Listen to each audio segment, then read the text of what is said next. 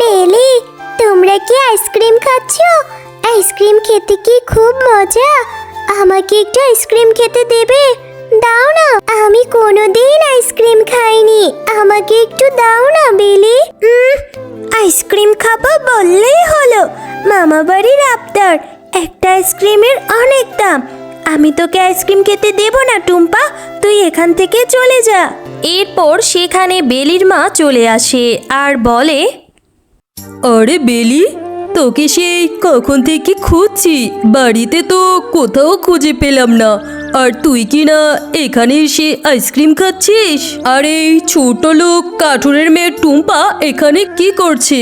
এই টুম্পা, তুই আমার মেয়ের সাথে কি করছিস রে? মা দেখো না, এই টুম্পা কত বেহায়া। কতক্ষণ ধরে আমার কাছে আইসক্রিম চাচ্ছে, আমি বলছি দেব না, তারপরও এখানে দাঁড়িয়ে আছে ছোচা কোথাকারের। টুম্পা, তোদের মতো ছোট লোকদের নিয়ে বাঁচি না বাপু। ঠিকই আমার মেয়েটাকে বলিয়ে ভালিয়ে আইসক্রিম খাওয়ার কায়দা করছিস, তাই না? তাড়াতাড়ি এখান থেকে চলে যা বলছি। কাকিমা, তুমি আমার সঙ্গে এভাবে কেন কথা বলছো? তোমাদের তো অনেক টাকা, চাইলে আইসক্রিম কিনে খেতে পারো। আমাদের তো অভাবের সংসার, মা বাবাকে বললেও কিনে দিতে পারে না। এই কারণেই বেলির কাছে একটু আইসক্রিম খেতে চেয়েছি। ঠিক আছে, আমি আর কখনো আসবো না বেলির সাথে খেলা করতে। আমি এক্ষুনি চলে যাচ্ছি। এই কথা বলে টুম্পা মনটা খারাপ করে সেখান থেকে চলে যায়। ও বাবা, বাবা আমাকে একটা আইসক্রিম কিনে দেবে? জানো বাবা, আমি বাড়িতে ফেরার পথে দেখলাম বেলিনা আইসক্রিম খাচ্ছে। ওটা দেখে ওর কাছে আইসক্রিম খেতে চাইলাম। ওর মা এই কথা শুনে আমাকে অনেক কথা বলে সেখান থেকে তাড়িয়ে দিয়েছে। টুম্পা, একটা আইসক্রিমের দাম অনেক টাকা, আর তোর বাবা যে রোজগার করে তাতে আমাদের সংসারটা চালাতেই হিমশিম খেয়ে যায়। তোকে এত টাকা দিয়ে আইসক্রিম কোথা থেকে কিনে দেব রে মা? আর তুই কেনই বা ওই বাঘিনীর মেয়ের কাছে আইসক্রিম খেতে চেয়েছিস বল তো? গিন্নি, মেয়েটার সাথে এভাবে কেন কথা বলছো? টুম্পা মা, আমার হাতে তো এখন কোনো টাকা নেই। টাকা হলে তোকে আমি আইসক্রিম কিনে দেবো রে মা। ঠিক আছে বাবা, আমি আর কখনো আইসক্রিম খেতে চাইবো না। তোমার কাছে যখন টাকা হবে তখনই আইসক্রিম কিনে দিও।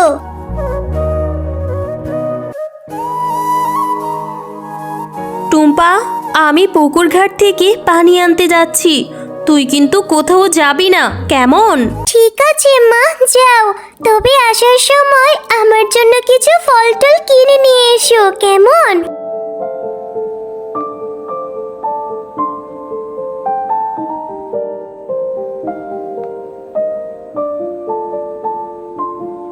আরে, এই পুকুর ঘাটের সামনে এই বুড়িটা কি করছে? আবার এখানে তো দেখছি 1000 টাকার একটা নোটও পড়ে আছে।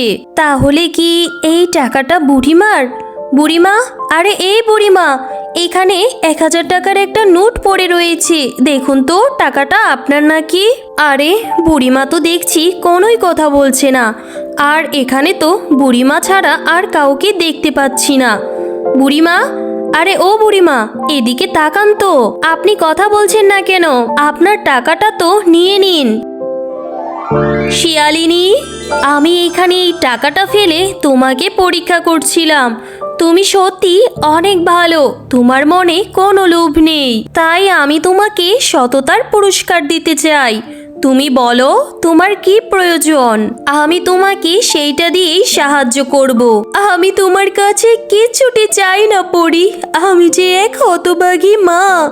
আমার মেয়েটা আইসক্রিম খেতে যাচ্ছে, অভাবের তাড়নার কারণে আমি ওকে কিনে খাওয়াতেই পারছি না। তুমি বরং আমার মেয়েটার জন্য একটা আইসক্রিমই দিয়ে দাও, এতে আমার অনেক উপকার হবে।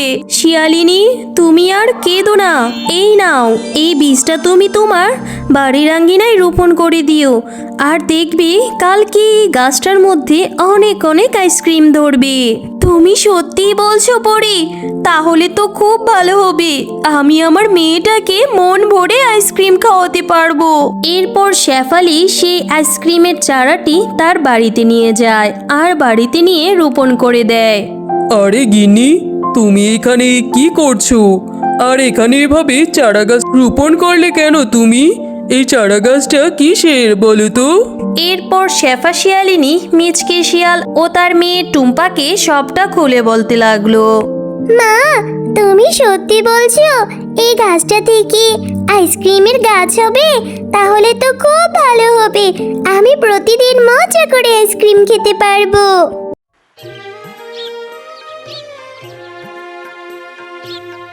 পরের দিন শেফা শিয়ালিনী দেখে সেই ছোট্ট চারা গাছ থেকে অনেক বড় একটা আইসক্রিমের গাছ হয়েছে।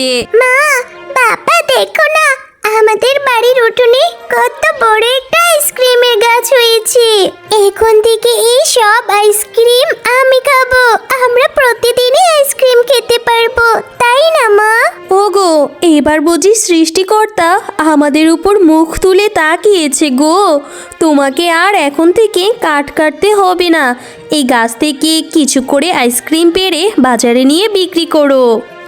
এরপর মিচকে শিয়াল গাছ থেকে কিছু আইসক্রিম পেড়ে বাজারে নিয়ে বিক্রি করে, আর তাদের সেই আইসক্রিমের গাছের কথা গ্রামের অনেক শিয়াল জেনে যায়। ওগো, শুনেছ নাকি আমাদের বনের ফকিন্নি শেফা শিয়ালিনী না একটা জাদুকরি আইসক্রিম গাছ পেয়েছে গো। সেই গাছে অনেক আইসক্রিম ধরে। সত্যি বলছো তুমি? তাহলে তুমিও শেফালির মতো ওই পুকুর ঘাটে যাবে আর ওর মতোই কায়দা করে আইসক্রিমের গাছ নিয়ে আসবে। এরপর রেশমি শিয়ালিনী শেফালির মতো পুকুরে পানি আনতে যায়। আরে, শুনেছিলাম শেফালি শিয়ালিনী নাকি এখান থেকে 1000 টাকার নোট পেয়েছিল, কিন্তু এখানে তো অনেক টাকা পড়ে আছে। এতগুলো টাকা মনে হয় বুড়িমার না। আমি এই এতগুলো টাকা লুকিয়ে শুধু 1000 টাকার নোটের কথাই বলি। বুড়িমা, আরে ও বুড়িমা, আপনি এখানে বসে আছেন? এই তো আমি এখানে আপনার 1000 টাকার নোট পড়া পেলাম। এই 1000 টাকা নিয়ে নিন আর আমাকে একটা আইসক্রিমের গাছ দিয়ে দিন। রেশমি শিয়ালিনী, তুমি তো অনেক লোভী। আমি তো এখানে 1000 টাকার নোট রাখিনি, আমি তো এখানে অনেকগুলো টাকা রেখেছিলাম। তুমি সবগুলো টাকা লুকিয়ে আমাকে 1000 টাকা দিচ্ছ? তোমার মনে অনেক লোভ। তুমি এতটুকু একটা আইসক্রিম গাছের জন্য এখানে লোভ করে চলে এসেছো? এত ধনী একজনের বউ হয়েও লোভ সামলাতে পারলে না? তোমাকে তোমার লোভের শাস্তি পেতেই হবে। এই নাও, আমি তোমাকে জাদুকরি শক্তি দিয়ে সাধারণ শিয়ালে পরিণত করে দিলাম, আর তোমার বাড়িঘর সব কিছুই একদম সাধারণ হয়ে যাবে। এখন থেকে তুমি দরিদ্রর মতো জীবনযাপন করবে।